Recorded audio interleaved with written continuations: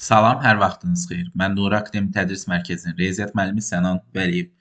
Bu gün sizlərlə Nuri Akademi Tədris Mərkəzinin keçirdiyi ümumi sınaq imtahanı 11-in izahını təqdim edəcəm riyaziyyat suallarını.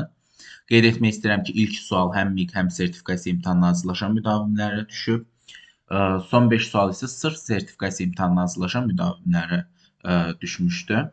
MİQ imtahanına hazırlaşan müdavimlər videonu saxlayıb, sertifikasiya imtahanına düşən sualları da son 5 sualı da işləyə bilərlər. Bundan əlavə olaraq da kim ki bizim ödənişsiz sınaqlarımızdan belə deyim, yararlanmaq istəyirsə 051 595 1091 nömrəsini WhatsApp-na yazmaq kifayət edir. Yəni artıq vaxt itirmədən sualların izahına baxaq.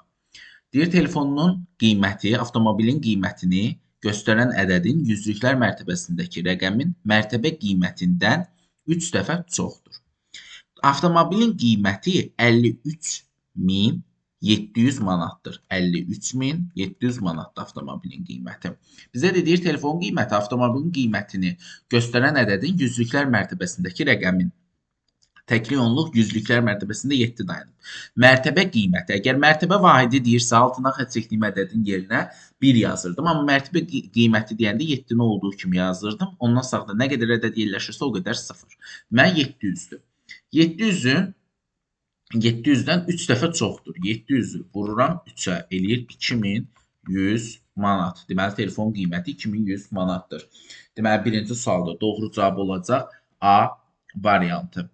İkinci suala baxaq. Deyir ki, şərtini ödəyən ən kiçik ədədi yüzlüklərə qədər yuvarlaqlaşdırdıqda, alınan ədədlə ən böyük bir rəqəmli cüt ədədin hasilini tapın. Bu şərti ödəyən ən kiçik ədəd bilirik ki, 7583-dür. Bu ədədi yüzlüklərə qədər təkli onluq yüzlüyə qədər yuvarlaqlaşdıranda 5-dən sonra 8 gəldiyi üçün 7600 olur. Alınan ədədlə ən böyük bir rəqəmli cüt ədəd. Ən böyük bir rəqəmli cüt ədəd 8-dir. 8-in hasilini tapırıq. 0, 0, 8 yazıram. 4 yadda 56, 4 yadda 60. 60.800. Doğru cavab olur. 2-də də C variantı. Daha sonra 3-cü test tapşırığına baxaq. Deməli, perimetri 60 sm olan düzbucaqlıdan sahəsi 16 sm kvadratı olan kvadrat kesib götürdülər. Deməli, sahəsi perimetri 60 cm-dirsə, tutaq ki, tərəf A-dan B-dir. Onda bu zaman bu düzbucaqlı A vurur. A üstə gəl B vurulsun 2 bərabərdir 60-a. Deməli, onda A üstə gəl B bərabər olur 30-a. Sahəsi 16 cm olan bir kvadratın, deməli, tərəfi 4-dür. Onda məsələn, tutaq ki, elə bunun eyni boyda bir dənə kvadratı kesib ayırdılar. Düzdür? Onda deməli, bunun eni 4 imiş. Eni 4-dürsə, deməli, uzunluğu 26-dır. Və mən bu yandan da 4 cm kesmişəmsə, deməli, yerdə qalan hissə, bax, məsələn, bu qırmızı ilə kəsdiyim hissəni dairələyirəm. 4, 4, 4. Bura ümumi 26-dırsa, deməli, qalan hissə 22-dir. Deyir ki, qalan düzbucaqlığın perimetri əvvəlki düzbucaqlığın perimetrindən neçə santimetr azdır. Qalan düzbucaqlı tərəfi 4, 22 olan bir düzbucaqlıdır. 4-ün üstünə 22 gəlib 2-yə vururam. Olur 52. Amma normal düzbucağının sayısı 60, perimetri 60 idi. Deməli 52 çıxıram. Deməli 8 sm azdır. Doğru cavab olur Y variantı 3-cü test tapşırığında. Daha sonra baxaq 4-cü test tapşırığına. Deyir, kvadratın simmetri oxlarının sayı A, paralelogramın simmetri oxlarının sayı B, düzbucaqlının simmetri oxlarının sayı C olarsa. Deməli, A, B, C. Kvadratın simmetri oxu. Neçə simmetri oxu var? Kvadratın 4 dənə. Paralelogramın simmetri oxlarını yoxdur. 0 dənədir. Düzbucaqlının 2 dənə simmetri oxu var. Ən çox da demək olar düzbucaqlının simmetri oxunda qarşıtlıq yaranır. Düzbucaqlının simmetri oxu deyəndə biz bilirik ki, simmetri oxu qatlayarkən üst-üstə düşən nöqtələrdir. Yəni, bir belədir simmetri oxu, bir də beləsinə. Yəni, diagonal boyunca qatlayanda bu vərəqi sanki düzbucaqlı formasında çəkin. O, diagonal formasında qatlayanda onlar üst-üstə düşmüşsə, deməli, o simmetriya deyil. Yaxşı, bizə nə deyir? Deyir, A vur, C üstə gəl B. Yəni, 4 vur, 2 üstə gəl 0. Cavab eləyir 8. Doğru cavab olacaq 8. Yəni, C variantı. 5-ci sual. Avtomobil 1556 kilometr yolun bir hissəsini 73 km/saat sürəti ilə, ikinci hissəsi 95 km/saat sürətlə getmişdir. Yolun ikinci hissəsində avtomobil birinci hissəsindən 4 saat artıq vaxt sərf eləyir. Deməli, birinci hissə 73 km/saat sürətlə x saata gedibsə, ikinci hissəni 95 km/saat sürətlə deyir, birincidən 4 saat artıq yol gedib. Yəni, ikincinin də zamanı x üstəgəl 4-dür. Amma belə bir şey var ki, gedilən yol dəyişmir də, yəni 1556-ya bərabər olur. Yəni, ümumi yol S bərabərdir S1 üstəgəl S2-yə. 1556 bərabərdir. S1-i tapmaq üçün V1-i vururam T-yə, yəni 73-ü vururam X-ə, üstə gəlirəm. Burada da 95-i vururam X üstəgəl 4-ə. Deməli, vurub atsam 1556 bərabərdir 73X, üstə gəlinsin 95X üstəgəl 0 yazıram 380. Deməli, 380 keçirsən bu tərəfə 1276 bərabər olacaq 168X-a, X-i də tapıram 7. Deməli, birincinin saatı 7 saat, ikincinin saatı 11 saata bərabərdir. Doğru cavab 5-də olur A variantı. Daha sonra 6-cı suala baxaq. Deyir ki, tənliyin kökü haqqında qeyd edilən hansı fikir doğrudur? Əvvəlcə tənliyin kökünü tapaq, vurub açıram 16 üstəgəl 8x çıx 5-i vurub açıram 5x çıx 20 bərabərdir 90-a. Bilirəm ki, qarşıda mötərizənin qarşısında mənfi varsa, işarə tərsinə çevrilir. Çıxaq varsa, yəni 16 üstəgəl 8x çıx 5x üstəgəl 20 bərabərdir 90-a. 8x-dan 5x çıxıram 3x bərabərdir 90-dan çıxıram 20-ni çıxıram 16-nı. 3x bərabərdir 54-ə. Buradan da x bərabərdir 18-dir. Deməli, tənliyin kökü 18-dir. Bunun haqqında deyilən fikirlərdən hansı fikir doğrudur? Gəlin baxaq. Onluqlara qədər yuvarlaqlaşdıranda 1500 alınan ən kiçik ədədlə fərqi 117-dir. Yəni ki, bu 18-in fərqi 117 eləyər. Gəlin görək doğrudurmu? Onluqlara qədər yuvarlaqlaşdıranda 150 eləyən ən kiçik ədəd 145-dir. Ən böyük ədəd isə 154-dür. Ondan 18-i çıxanda eləyir 127, 117 yox. Bu səhv fikirdir. Ən böyük iki rəqəmli cüt ədəddən 8 dəfə böyükdür. Ən böyük iki rəqəmli cüt ədədimiz 98-dir. 98-i 8-ə bölmək olmur ümumiyyətlə. Yəni ki, 8 dəfə böyük olan, yəni lap 18-i 8-ə vuranda da 4 yazıram 6 yatdı, deməli 8, 6 da yatdı, bəli 144 eləyir, bu da doğru deyil. Ən böyük bir rəqəmli tək ədədin 2 qatıdır. Ən böyük bir rəqəmli tək ədədin 9-dur, onun 2 qatıdır. Doğrudur, C variantı. Rəqəmləri müxtəlif olan ən böyük 3 rəqəmli ədədlə cəmi 101 edir. Xeyr, rəqəmlər müxtəlif olan ən böyük 3 rəqəmli ədəd 987-dir. 10 üzərinə 18 gələndə 1005 edir. Ən kiçik 2 rəqəmli cüt ədəddən 6 vahid böyükdür. Xeyr. Ən kiçik 2 rəqəmli cüt ədəd 10-dur. Ondan 6 vahid böyük 16-dır. 18 yox. Doğru cavab olacaq C variantı. Daha sonra baxaq, deməli 7-ci suala. 2 ədədin fərqi 42-dir. Böyük ədədi kiçik ədəd. Böyük ədəd tutaq ki, x-dır. Y-ə böləndə natamam qismət 2, qalıq isə 17-dir. Onda x bərabərdir 2y üstəgəl 17-yə və bizə deyir ki, x-la y-in fərqi 42-dir. Getirib yerinə yazası olsam, 2y üstəgəl 17 çıx y bərabərdir 42-yə. Onda y bərabərdir 25-ə. Y 25-dirsə x-i tapmaq üçün edirəm. 2-yə vururam 25 üstünə 17 gəlirəm. Olur 67. Doğru. Bu iki ədədin də cəmini istəyir. 67 ilə 25-in cəmi eləyir 92. Doğru cavab olur D variantı 7-ci test tapşırığında. Daha sonra 8-ə baxaq. Ümumi sınaq imtahanı 11-də iştirak edən müdavimlərin birinci gün 10'da 3 hissəsi, ikinci gün qalanlarının 7'də 3 hissəsi, üçüncü gün isə qalan 200 nəfəri imtahanda iştirak etdi. Cəmi neçə müdavim sınaq imtahanında iştirak etdi? Baxın, birinci gün tutaq ki, x sayda müdavim iştirak etdi. Birinci gün 10'da 3 iştirak eləyibsə, deməli 10'da 3 x-i gedib. İkinci gün qalanın, yəni 10'da 7 x-in 7'də 3 hissəsi iştirak eləyib. Yəni yenə də 10'da 3 x iştirak eləyib. Sonuncu gün, üçüncü gün isə baxın 10'da 3, 10'da 3. Deməli nə qədəri qalıb? 10'da 4 x-i qalıb hələ. 10'da 4 x-i deyir, üçüncü gün isə qalan 200 nəfər. Yəni neyəsə 10'da 4 hissəsi 200-ə bərabərdir. Biz bunu tapmalıyıq. X bərabərdir 200 vur 10 böl 4.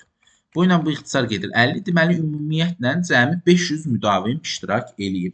Deməli 8-ci sualda doğru cavab olacaq A variantı. 9-cu sual. 4 qardaşın yaşları ilə bağlı aşağıdakı məlumatlar bilinir. Yaşları cəmi 120-dir. Məsələn, birinci qardaş, ikinci qardaş, üçüncü qardaş, dördüncü qardaş. Yaşları cəmi 120-dir. Dördünün də bir yerdə. Deyir, birinci qardaşın yaşı digərlərinin yaşının yarısına bərabərdir. Məsələn, tutaq ki, birinci qardaşın x yaşı varsa, digərlərinin 2x yaşı var. Niyə görə? Çünki birinci qardaş deyir ki, yaşı digərlərinin yaşları cəminin yarısıdır. Digərlərinin yaşları cəmi 2x-sə, birinci qardaşın x yaşı var. Onda biz rahatlıqla yaza bilərik ki, 2x üstə gəl x bərabərdir 120-yə. Onda 3x bərabərdir 120-yə, x də bərabərdir 40-a. Deməli, onda birinci qardaşın 40 yaşı var. Daha sonra şərtdə nə deyir? Baxın, bu hissəni siləcəm. Daha sonra deyir ki, ikinci qardaşın yaşı digərlərinin yaşlarının 3də 1 hissəsidir. Baxın, ikinci qardaşın yaşı da y olsa, digərlərinin yaşlarının cəminin 3də 1-idir. Yəni, digərlərinin yaşları cəmi 3y-dir. Onda 3y üstə gəl y də bərabər olmalıdır 120-yə. Çünki ikinci qardaş y yaşı var, digərlərinin də yaşları bunun 3də 1 hissəsidir. Onda deməli 4y bərabər olur 120-yə, y də olur 30. Deməli ikinci qardaşın da 30 yaşı var. Belə gedib. Deyir, üçüncü qardaşın yaşı digərlərinin yaşları cəminin 4də 1 hissəsidir. Üçüncü qardaşın da yaşı digərlərinin yaşları cəminin 4də 1-idir. Baxın, gəlin görək, üçüncü qardaşın tutaq ki, z yaşı var. Üçüncü qardaşın yaşı digərlərinin, yəni digər 3 qardaşın yaşlarının 4də 1-idir. Tutaq ki, digər 3 qardaşın 4z qədər yaşı var. Bunun yaşı da z-dir. Deməli, onda digər 3 qardaş 4z ilə z-in cəmi də 120-yə bərabərdir. Onda 5z bərabərdir 120-yə, z deyir 24. Deməli, bu 3-cü qardaşın da 24 yaşı var. İndi bizə deyir ki, 4-cü qardaşın yaşının rəqəmləri hasilini tap. Əvvəlcə gəlin görək 4-cü qardaşın neçə yaşı var?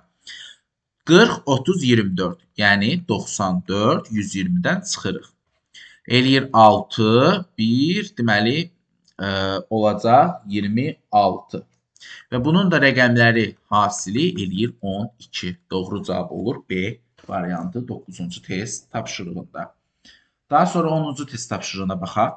850 kiloqram buğda üyüdüldükdə 680 kiloqram un alınır. İtki neçə faizdir? Yəni ki, buğdanı üyüdəndə müəyyən qədər itkiyə gedir, müəyyən qədər də yerdə qalır. 850 kiloqram buğdadan 680 kiloqram un alınırsa, deməli 170 kiloqram itkiyə gedir. Deməli 850 kiloqram 100%dirsə tam. Onun 170 kiloqramı itkiyə gedib. Yəni x faizi itkiyə gedib. X-i tapmaq üçün deməli 170-i vururam 100-ə, bölürəm 850-yə. İxtisar gedir.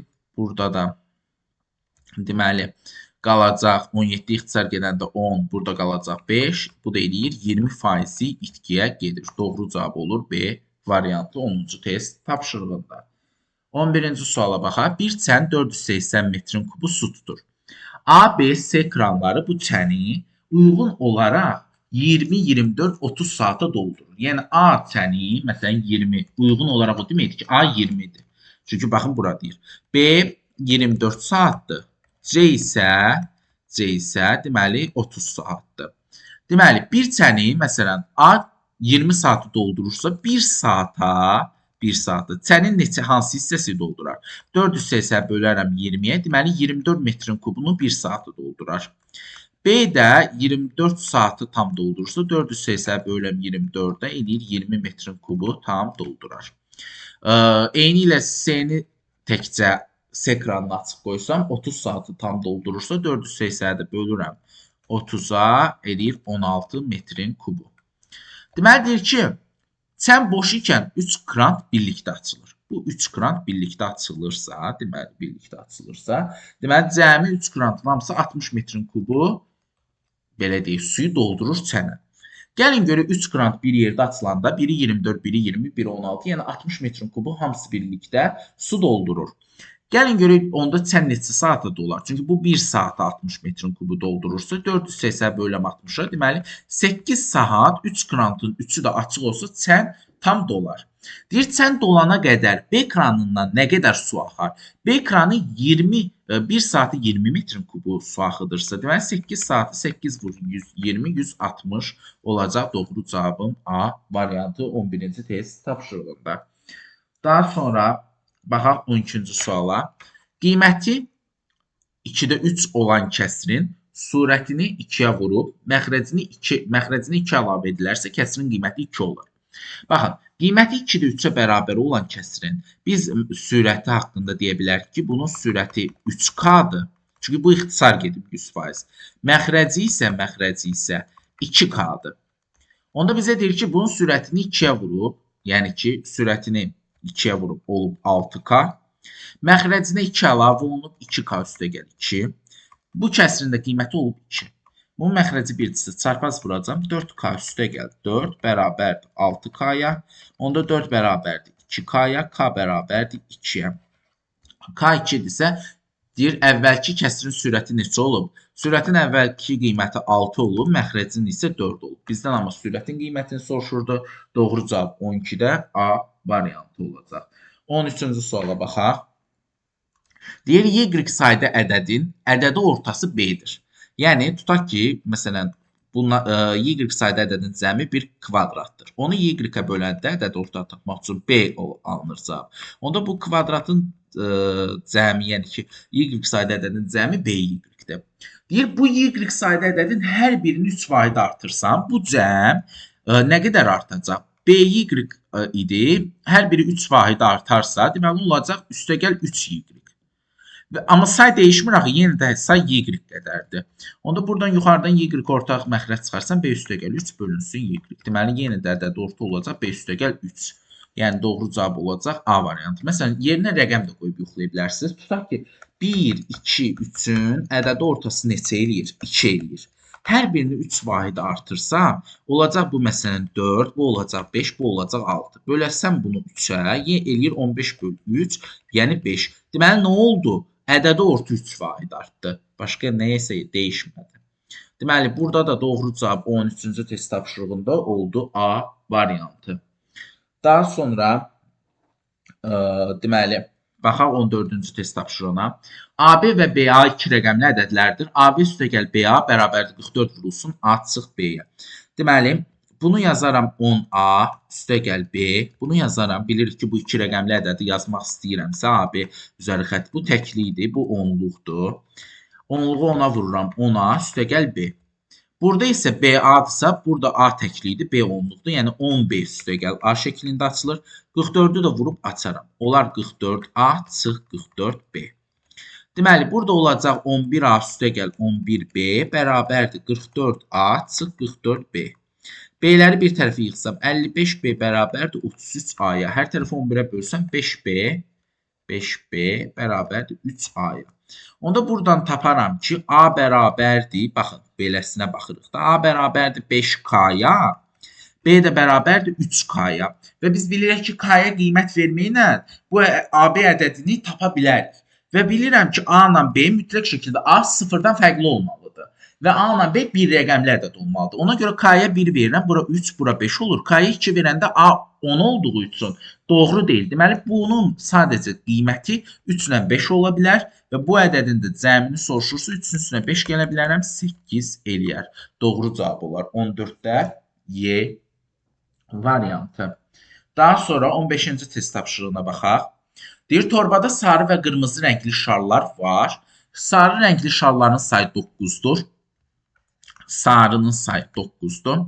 Təsadüfən götürülən şarların qırmızı rəng olması ehtimalı 8-də 5-dir. Tutaq ki, qırmızı X saydadır. Bilirik ki, qırmızı olması ehtimalı nə deməkdir? Ehtimal nədir? Əlverişli halların, mümkün ola biləcək bütün halların nisbəti. Əlverişli hal nədir? X dənə qırmızı belə deyək, şar var və ümumi bütün halda x üstəgəl 9 dənə də şar var. Bunun bərabərdir 8-ə 5-ə. Asan bir ehtimal sualıdır. 8x bərabərdir 5 vurulsun. X üstəgəl 9-a. Burada da 8x bərabərdir 5x üstəgəl 45-ə. Deməli, buradan da 3x bərabərdir 45-ə, x bərabərdir 15-ə. Deməli, 15 dənə qırmızı şar var. Doğru cavab olacaq 15-də Y variantı. Daha sonra 16-cı test tapşırığına baxaq. Deməli, baxın, mən burada kəsirdən azad eləmək üçün bu bərabərsizliyi hər tərəfini 5-ə vura bilərəm. 5 vur, mənfi 2 çıx 7 böl 5. 5-i vuraram buna da. Burada bu 5 ixtisar getsə, çıx 2x, çıx 7. Bu 5-i vurub atsam, çıx 5x, üstəgəl 5. X-ları bir tərəfə keçirdərəm. Onda çıx 2x, üstəgəl 5x, kiçikdir 5 üstəgəlsin 7-dən. Onda 3x kiçikdir 12-dən, x də kiçikdir 4-dən. Deməli, bizə də deyir ki, bərabərsizliyin natural qiymətlərinin hasilini tapın. Bilirəm, bu bərabərsizliyi ödəyən 3, 2, 1-dir natural qiyməti. Baxın, unutmayın, 0-ı götürməyin. 0 naturaldə deyil. Onda bunun da hasili olur 6-ya. Doğru cavab olur 16-da A variantı. Daha sonra baxaq 17-ci test tapşırığına. Deməli, 17-də deyir ki, kater axın ilə 2 saata getdiyi yolu sal 8 saata gedir. Baxın, kater, belə deyək də, motorlu bir qayıqdır. Yəni, bu zaman katerin öz sürəti olur, bir də çayın sürəti olur. Axın ilə gedəndə katerlə çayın sürəti toplanılır, axına qarşı gedəndə katerin sürətindən çayın sürəti çıxılır və hər zaman dediyim kimi katerin sürəti çayın sürətindən çox olur. Niyə görə? Əgər məntiqlə də düşünsək, çayın sürəti katerdən böyük olarsa, kater o çayda gedə bilməz axına qarşı. Belə deyək də, aşar, batar da kater. Ona görə hər zaman misallarda katerin suyu çayın sürətindən böyük olacaq. Sal isə motoru olmayan taxta parçası kimi düzəldilən bir, belə deyək, mini, belə deyək, gəmi kimi bir şeydir. Amma gəmi, yəni motoru yoxdur da. Onsuz da belə deyək də, kinolarda falan salı görmüşük. Sal sadəcə taxta parçasıdır, belə deyək. Sal sadəcə çayın sürəti ilə axa bilər. Başqa neynəsə hərəkət edə bilməz. Deyir, kater çayın axını ilə 2 saata getdiyi yolu sal 8 saata gedir. Yəni, bir yol var, məsələn, 2 məntəqədir, A ilə B məntəqəsi. Axın ilə 2 saata gedirsə, sal 8 saata gedir. Bilirəm, axın ilə gedəndə nə olur? Katerin sürəti ilə çayın sürəti toplanılır, vurulur zamana ki, yol tapılsın. Amma salda belə olmur axı. Salda dedik ki, sadəcə çayın sürəti var.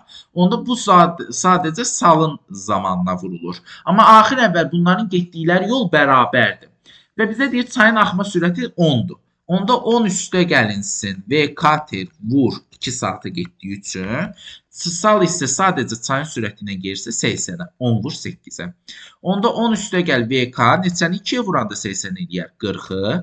Onda katerin sürəti 30-dur. Bizdən də deyir, katerin durğun sudakı sürəti nə qədərdir? 30 km böl saatdır. Doğru cavab olacaq 17-də D variantı. 18-ci test tapşırığına baxaq. Deyir, saat 16:28-dir.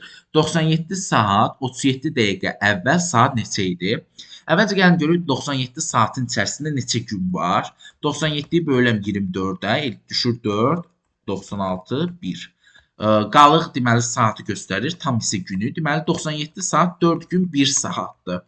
Və bilirəm ki, onsuz da gün, məsələn, bir gün sonra da, indi saat 16:28-dir isə, bir gün sonra da, yəni 24 saat sonra da saat 16:28-dir, 24 saat əvvəl də saat 16:28-dir. Yəni günün saatı heç bir adiyyatı yoxdur. Deməli 47 saat 24 gün 1 saat 37 dəqiqədir. Mən də ona görə günü artıq istifadə eləmirəm. Bu olur 1 saat 37 dəqiqə.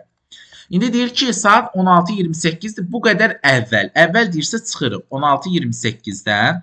Çıxırıq 1 saat 37 dəqiqəni. Bilirik ki, bundan bunu çıxa bilmərəm. Ona görə saatın bir hissəsini keçirdirəm dəqiqəyə. 1 saatım 60 dəqiqədirsə 60-ını Gəlirəm bunun üstünə 1-i çıxaraq. Olur 15-88 çıx 1, 37.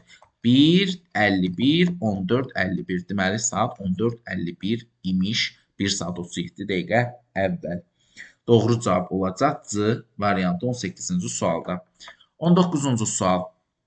Qab su ilə dolu olarsa ağırlığı x kiloqramdır. Yəni qab ilə suyun ağırlığı bir yerdə x kiloqramdır. İçindəki suyun 3/2-sini istifadə olunduqdan sonra ümumi ağırlığı y oldu. 3/2-si istifadə olundusa, yenə də qab və 1/3 su vardı. 3/2-si axı istifadə olunub. Bərabərdir y-ə. Düzdür? Bunu tərəfə çıxa bilərəm. Yəni bu bərabərsizlik əldə etmək üçün tərəf-tərəfə çıxsam, bu tamdan 1/3-ni çıxanda qalır 3/2 su bərabərdir x çıx y-ə. Onda s-i tapmaq üçün x çıx y-i vururam 3-ə, bölürəm 2-yə. Mənə də boş qabın kütləsi lazımdır. Qabın kütləsi də x çıx sudur. Onda x-dan çıxıram, deməli 3 vurulsun x çıx y bölünsün 2-ni.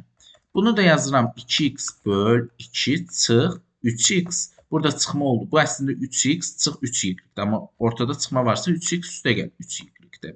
Bu da bərabərdir. Deməli 3y 2x-dan x çıxan 3x çıxanda çıx x bölünsün 2 eləyir. Deməli 3y çıx x böl 2. Bizə də boş qabın ağırlığını tapın deyir. 3y çıxılsın x bölünsün 2. Yəni 19-da doğru cavabımız olur Y variantı.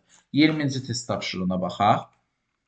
Deyir 4 səhvin bir doğrunu sildiyi imtahanda cəmi 160 sual var idi. Hər doğru cavab 5 bal dəyərindədir. Məhəmməd sınaqda 550 bal toplamışdır. Məhəmməd doğru yazdığı sual sayı, səhv yazdığı sual sayından neçə sual çoxdur? Tutaq ki, Məhəmmədin doğru və yanlış yazdığı sualların sayı. Tutaq ki, x qədər yanlış yazıb, 160 çıx x qədər də doğru yazacaq. Çünki bütün sualları cavablandırır. Məhəmmədin doğru yazdığı sual sayı, səhv yazdığı demək. Aha. Deyir ki, 4 səhvin bir doğrunu sildiyi imtahanda cəmi 160 sual var. Hər doğru cavab 5 bal dəyərindədir. Məhəmməd sınaqda 550 bal toplamışdır. Məhəmməd doğru yazdığı sual sayı, səhv yazdığı sual sayından neçə sual çoxdur? Deməli, tutaq ki, belə deyək, y x qədər yanlış suala cavab verib, 160 çıx x qədər də doğru suala cavab verib. Bütün suallara da cavab verib. Yəni ki, burada mən hətta imtahanda da fikir vermişsinizsə, qeyd hissəsində hər zaman yazdıram. Burada yazmamışam. İmtahanda qeyd hissəsində də bu, yəni ki, yəqin ki, yazdığı da gördünüz ki, Məhəmməd bütün suallara cavab vermişdir. Yəni ki, bu o deməkdir ki, ola bilər ki, bəlkə siz düşünəsiniz ki, ay müəllim, bəlkə heç suala cavab vermədik də var. Yox, bütün suallara cavab verib. Deməli, onda yanlış sualın sayı x, doğru sualın sayı 160 çıx x-dir. Bizə də deyir ki, hər doğru cavab 5 bal dəyərindədir. Yəni 160 çıx x dənə doğru suala cavab veribsə, hər birinə görə 5 bal qazanır. Amma deyir ki, hər 4 səhvin də bir doğrunu silir. 4 səhv bir doğrunu aparırsa, onda belə deyil də, tutaq ki, x qədər yanlış edib. Gəlin görək neçə doğrum gedəcək. X qədər yanlış edibsə, 4 dənə səhv bir düz aparacaqsa, x-i bölərəm 4-ə. Və deməli, məsələn, 20 dənə səhv eləyibsə, 5 dənə düz gedib. Çünki 4 səhv bir düz aparır. 20-ni böldüm 4-ə, 5-ə ilə tapdım. İndi x böl 4, düzdür? Sayda düzünü aparıb. Düzünü də aparıbsa, təbii ki, ondan da 5-i vurulub, balından təsir eləyib də çıxılıb. Bərabər olub 550-yə. Bu 4 burada artıqdır. Gəlin hər tərəfi 4-ə vuraq. Bu olsun 20 vur, 160 çıx x. Bu da olsun 4-ə vuranda 5x bərabərdir. 550-ni vururam 4-ə. Burada deməli olacaq 3200 çıx 20x çıx 5x bərabərdir 2200-ə. Deməli, buradan da 25x bərabərdir 1000-ə. Buradan da x bərabərdir 40-a. Deməli, 40 dənə yanlış suala cavab verib, 120 dənə doğru suala cavab verib. Bizə də deyir ki, səhv doğru yazdığı sual sayı, səhv yazdığı sual sayından nə qədər çoxdur? 120-dən 40-ı çıxsam, 80 vahid çoxdur. Doğru cavab olacaq C variantı. Daha sonra 21-ci test tapşırığına baxaq. Artıq sertifikasiya imtahanına hazırlaşan müdavimlər düşmüşdü bu suallar. Deməli, tərəfləri 3 və 11 sm olan üçbucağın perimetri ən çox neçə ola bilər? Tərəfləri 3, 11-dirsə, üçüncü tərəf mütləq şəkildə bu iki tərəfin fərqindən kiçik, cəmindən böyük olmalıdır. Onda x-in ən böyük qiyməti 13-dür bu bərabərsizliyinə görə. Perimetrin də ən böyük qiyməti 3 üstəgəl 11 üstəgəl 13, yəni 27-yə bərabərdir. Doğru cavabım olur 21-də A variantı. 22-ci sual. Deməli, 22-ci sualda deyir ki, azalanın 20 vahid azaldıb, çıxılanı 16 vahid artırsaq, fərq necə dəyişər? Deməli, azalandan çıxılanı çıxdıq, alındı fərq. Azalanı 20 vahid azaldım, yəni azalan artıq 20. Çıxılanı 16 vahid artırsam, çıxılanı da 16 vahid artırıram. Amma axır əvvəl bunları bir-birindən çıxmalıyam da, yəni. İki fərqi necə dəyişdiyinə baxaq. A çıx 20, burada mənfidirsə çıx C, çıx 16 bərabərdir. A çıx C, yəni fərq eləyir, çıx 36. Deməli, 36 vahid azalır. Çıx 36 almışamsa, deməli, 36 vahid azalacaq. Doğru cavab B variantı. 23-cü test tapşırığına baxaq. Deyir, hansı çevrilmə səhvdir? Deməli, birinciyə baxsaq, birincidə deyir ki, 200 metr böl dəqiqə bərabərdir 12 km böl saata. Baxın, bu o deməkdir ki, 1 dəqiqə ərzində bu 200 metr yol gedir. Gəlin görək bu 1 saatda nə qədər yol gedəcək? 1 saatda 60 dəqiqədir. 60 dəqiqə. Onda bu x qədər yol gedəcək. 60-ı vururam 200-ə, olacaq nə qədər? 12.000 metr. Yəni 12 kilometr. Deməli, bu da saatda 12 kilometr gedəcək. Bu doğrudur. 54 km böl saat neçə metr böl saniyədir? Bunu bilirik ki, 18-də 5-ə vurmalıyıq. Bunu ixtisar gedir 3, 15 metr böl saniyədir. Bu da doğrudur. 5 metr böl saniyə neçə kilometr böl saatdır? Bu zamanda 5-də 18-ə vururuq. Bu da eləyir 18 km böl saat. Bu da doğrudur. 600 metr böl dəqiqə 3600 km böl saata bərabərdir. Burada saatdır, yəni səhv düşüb. İmtahanda onsuz da düzəltmişəm. 600 metr böl dəqiqə, yəni 1 dəqiqə ərzində bu 600 metr yol gedir. Deməli, onda 1 saatda 60 dəqiqədir. 60 dəqiqədə də x metr yol gedir. X-i vururam 60-a eləyir 3600. Yəni 36 yanında 3 dənə 0. Amma burada 36.000. Burada amma 3600 yazılıb. Deməli, burada 3600 yazılıbsa əgər, bir dəqiqə 600 metr yol gedir. 61 saatda, deməli 1 saatda 60 dəqiqədir. Vuranda eləyəcək 3600. 3 dənə 0. Aha. Deməli, burada 3600. Deməli, 12, burada bu səhvdir, səhv eləmirəmsə. Deməli, deyir 1 dəqiqədə 12 kilometr yol gedirsə, deməli, saat üçün 60 dəqiqədə x kilometr yol gedəcək. 60-ı x-ə vururam, eləyir 720 kilometr böl saat. Burada ikisi də səhv oldu. Gəlin belə eləyək. Bunu imtahanda yəqin ki, bura 0 yazacağam. Bu doğru olacaq, bu səhv olacaq. Bu yəqin ki, çevrilmədə səhvlik olub. 3600 olmalıdır. Bir daha baxın, görüm düzdür. 600 metr böl dəqiqə, 1 dəqiqədə 600 metr gedib. 60 dəqiqə x metr. Deməli, bəli, x-i tapmaq üçün 600-ü vururam 60-a 36.000. Bu imtahanda 600 metr böl dəqiqə sizdə 36.000 metr böl saat olacaq. Burada bu hal-hazırda mexaniki bir səhv gedib. Elə saat sözündə də səhvlik olubsa, deməli, burada mexaniki bir yazılışda səhv gedib. Amma doğru cavab Y variantı olacaq. İmtahanda bu sualı düzəldəcəm. Əvvəlcə də videomu çəkirəm. Ona görə bu PDF-də səhvlik var. Amma narahat olmayın, imtahanda bu sual düzgündür. Daha sonra 24-cü test tapşırığına baxaq. Deməli, hər tərəfin üstünə 12 gələcəm. Bu bərabərsizlik əldə etmək üçün. 24 böyüdür 4x-dan, o da böyüdür 60-dan. Hər tərəfi 4-ə böləcəm. 6 böyüdür x-dan, o da böyükdür 15-dən. Deməli, hansı qiymət ala bilər x? 7, 8, 9, 10, 11, 12, 13, 14. Bizdən də cəmini soruşur. Deməli, 20, 20, 20. 3 də 20, 60, bir dənə 10, 70, üstünə də 14, 84. Doğru cavab olacaq B variantı.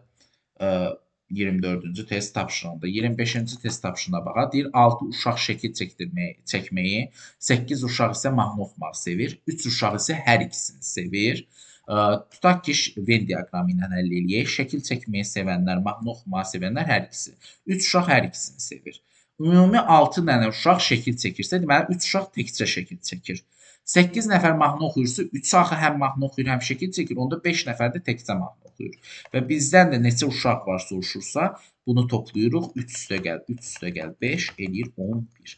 Və ya bu tip suallarda 6 ilə 8-i toplayıb 3 çıxırıq, eləyir 11 uşaq var. Doğru cavab olur C variantı. Deməli, bugünlük bu qədər.